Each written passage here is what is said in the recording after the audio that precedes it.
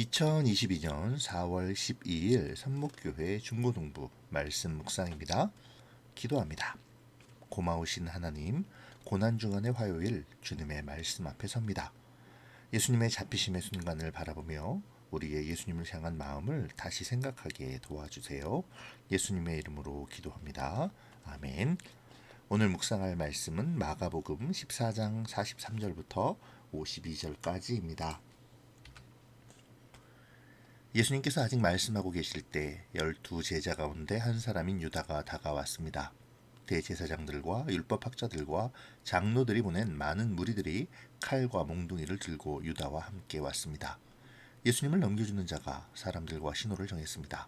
내가 입맞추는 사람이 바로 그 사람이니 체포하여 데리고 가시오. 유다가 예수님께 와서 선생님이라고 말하면서 입을 맞추었습니다. 그러자 그들이 예수님에게 손을 대어 체포했습니다. 그러나 곁에 있던 사람 가운데 한 명이 칼을 뽑아 대제사장의 종을 내리쳐 귀를 잘랐습니다. 예수님께서 말씀하셨습니다. 마치 강도를 잡는 것처럼 나를 잡으려고 칼과 몽둥이를 가지고 왔느냐? 내가 매일 성전에서 너희들과 함께 있으면서 가르칠 때에는 너희가 나를 잡지 않았다. 그러나 일어난 이 모든 것은 성경을 이루려고 일어난 것이다. 예수님은 제자들이 모두 예수님을 떠나 도망갔습니다. 어떤 젊은 사람이 맨몸에 혼이불을 걸친 채 예수님을 따라가고 있었습니다. 사람들이 그를 잡았습니다. 그러자 혼이불을 벗어 던진 채 벌거벗고 도망쳤습니다. 예수님의 말씀처럼 예수님을 팔아 넘길 자 유다가 칼과 몽둥이를 가진 대제사장들과 율법학자들 그리고 장로들이 보낸 사람들과 함께 와서 예수님께 입을 맞춥니다. 입을 맞추는 것을 신호로 그들은 예수님을 체포하죠. 이때 예수님과 함께 있었던 제자 중 하나가 칼을 뽑아 대제사장의 종의 귀를 내리쳐 자르는데요. 하지만 예수님께서는 그 잘린 귀를 붙여주시며 이 모든 것이 성경에 예언된 대로 이루어지는 것임을 말씀하시죠. 그러면서 순순히 잡히십니다. 모든 폭력을 거부하시고 순순히 잡히시는 예수님을 본 제자들은 모두 놀라며 예수님을 떠나 도망칩니다. 그런 와중에 한 청년은 벗은 몸에 베옷 이불을 두르고 예수님을 따라가다가 또 무리에게 발각되자 베옷 이불을 벗어버리고 벗은 몸으로 도망하게 되죠. 오늘 말씀에서 도드라지게 드러나는 것은 예수님과 제자들의 대처하는 방법입니다. 예수님께서 이미 예고하신 대로 유다가 예수님을 팔아 제사장들과 율법학자들에게 넘겨주려 무리들을 이끌고 왔을 때 예수님은 아무런 저항도 하지 않고 순순히 잡히시죠. 그러면서 이 모든 것이 성경을 이루기 위함이라고 말씀하십니다. 예수님이라고 이 잡힘이 어떤 결과로 이어질지를 모르셨을까요? 충분히 알고 계셨을 것입니다. 그럼에도 주님은 순순히 이 체포에 응하시는 것이죠. 이미 예수님께서는 어제 말씀 속 겟세마네 기도처에서 하나님께 그 고통과 고난의 길을 걷겠다고 기도하신 바 있습니다.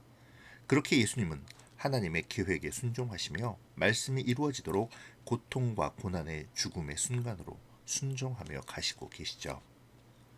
한편 제자들은 그렇지 못합니다. 이미 예수님께서 수차례 자신의 잡힘과 십자가의 고난 그리고 죽음에 대하여 말씀하셨음에도 제자들은 칼을 들고 예수님의 십자가의 길을 막아서고 있죠. 하나님의 말씀이 이루어져야 함에도 그들은 세상의 방법을 택하고 있습니다. 세상적인 방법으로 예수님의 그 길을 방해하고 있는 것이죠. 예수님께서 하나님의 말씀이 이루어져야 한다고 그들을 만류하시고 순순히 잡히시자 그들은 뿔뿔이 흩어져 도망칩니다. 세상의 또 다른 방법을 택한 것이죠. 계속 말하지만 예수님의 잡히심은 하나님의 구원 계획에 있어서 가장 중요한 핵심이기도 합니다. 잡히시고 십자가의 길을 걸으심으로 우리의 구원을 이루셔야 하죠. 어제도 말했지만 그 방법밖에는 하나님의 공의를 만족시킬 수 있는 방법이 없습니다. 예수님의 잡히심은 세상적으로는 패배의 모습으로 보여질지 모르지만 하나님 나라의 승리를 가져다주는 승리의 길인 것이죠. 하지만 제자들은 이 사실을 알지 못합니다. 깨어 기도하지 않는 사람들이 이 하나님의 놀라운 비밀을 어떻게 알 수 있을까요? 결국 그들이 택한 방법은 뿔뿔이 흩어져 도망치는 길밖에 없습니다. 진짜 승리를 보지 못하고 패배감에 사로잡혀 도망치기에 급급했죠. 그중 한 사람은 벌거벗은 몸으로 도망치며 부끄러움을 당하게 될 정도로 말이죠. 결국 깨어서 기도하지 못하는 사람들은 부끄러움을 당하게 될 것입니다. 세상적인 방법을 의지하고 세상과 타협하려 하는 사람들도 마찬가지겠죠. 당장은 원하는 것을 얻을 수 있을지 모르지만 하나님의 방법을 알지 못하므로 결국 진정한 승리에는 도달하지 못하게 될 것입니다. 오늘 말씀을 묵상하며 깨어있다는 것을 생각하면 좋겠습니다. 특별히 고난주간을 살아가며 내가 얼마나 깨어있는가를 돌이켜 보아야겠죠. 세상과의 일전을 깨어있지 못하고 세상적인 방법으로 임한다면 우리는 결국 부끄러움과 수치를 경험하게 될 수밖에 없을 것입니다. 그러나 우리가 말씀과 기도 앞에 매일 깨어있다면 우리는 주님의 계획과 승리를 바라보며 그 싸움에서 승리할 수 있게 될 것입니다. 예수님의 고난은 세상에서의 패배가 아닙니다. 예수님의 고난은 세상을 이기시고 우리를 구원하시는 승리의 길이었죠. 그것은 말씀과 기도 앞에 깨어있는 사람만이 알 수 있습니다. 예수님의 고난을 생각하며 그 은혜에 감사하는 한 주간을 다짐하고 그 승리의 길을 걸어가시는 우리 주님과 동행하는 이 한 주간 우리가 되기를 바랍니다. 기도로 마칠게요. 고마우신 하나님 감사합니다. 오늘 예수님의 잡심의 기록을 묵상하며 하나님의 계획을 아시고 그 말씀을 이루시려는 예수님의 순종과 깨어 기도하지 못함으로 하나님의 계획과 예수님의 순종을 알지 못한 채 세상적인 방법으로 대응하다 결국 수치와 부끄러움 속에 도망하는 제자들의 모습을 보았습니다.